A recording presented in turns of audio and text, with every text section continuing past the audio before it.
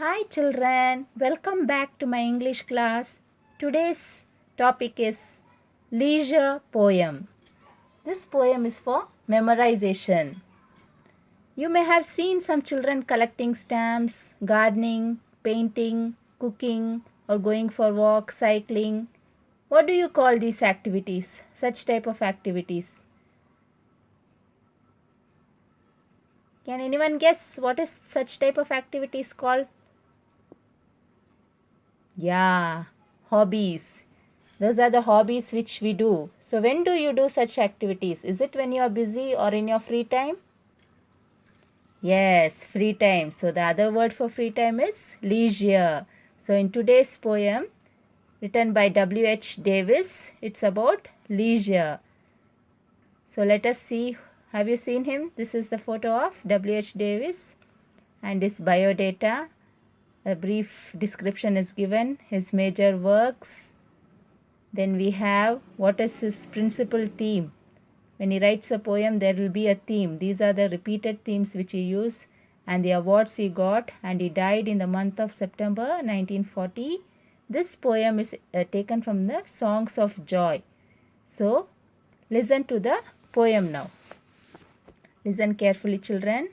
What is this life if full of care? We have no time to stand and stare, no time to stand beneath the boughs and stare as long as sheep or cows, no time to see when woods we pass, where squirrels hides their nut in the grass, no time to see in broad daylight streams full of stars like skies at night, no time to turn at beauty's glance and watch her feet how they can dance, no time to wait till her mouth can enrich that smile her eyes began. A poor life this is, if full of care, we have no time to stand and stare. So let's see the new meanings in this lesson. Bough, that is a large branch of a tree. Then we have enrich, that is to improve the quality of. Stare, to look at something. Can you see the cat, how it's staring at us? Then we have beneath, that is lower level, underneath. So let's know the meaning of the poem. So here, this poem is a 14-line poem. So I've told it's 14 line is a sonnet, but this is not a sonnet actually. It is a 7 rhyming couplet. So you can see couplets. Couplets are pair of lines which, two lines which rhymes.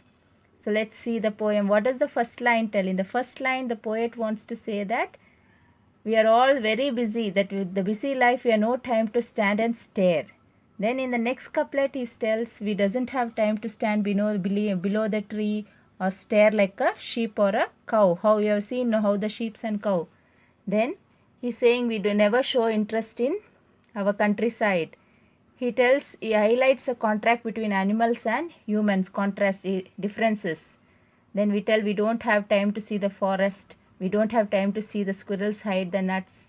This he tries to show the reader that is keen observer of beauty. Then you have we don't have time to see the broad daylight. Then he tells the lack of time for watching brooks, that is rivers. He feels proud of himself for making such unusual observation. Here you have figure of speech. Like, when the word like comes, that line is a figure of speech. Simile. It is comparison. So it comes simile. Next he tells about the next couplet, that the rain, when the rain dance, it looks like beauty dancing. What does that mean? So we are again comparing a non-living thing as a human being. So it is a personification. Then we don't have time to watch the nature smile at us. So it's feeling sad. We don't have time. And we have got so many rhyming words in this lesson. So it's telling totally the life of a human being is very poor life.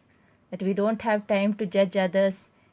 There's lack of time with everyone. So the poem starts with a question, what is this life? And it ends with the answer, we have a very poor life. And the word no time is highlighted. That is showing that we are not enjoying our life. We are busy with our work. So W.H. Davis has written this incredible poem. I hope you all understood.